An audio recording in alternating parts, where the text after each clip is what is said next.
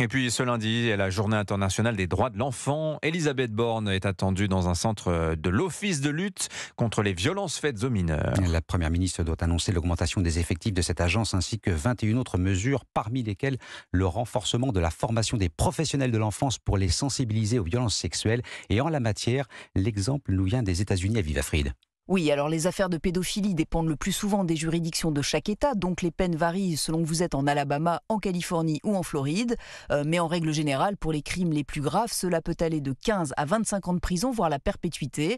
La Floride va même plus loin. Depuis le mois dernier, une nouvelle loi autorise la peine de mort pour les viols sur mineurs de moins de 12 ans. Alors, dans le cas où les pédocriminels ont purgé leur peine, de nombreuses obligations leur sont imposées. Dans une dizaine d'États, certains récidivistes devront ainsi se soumettre à une castration chimique.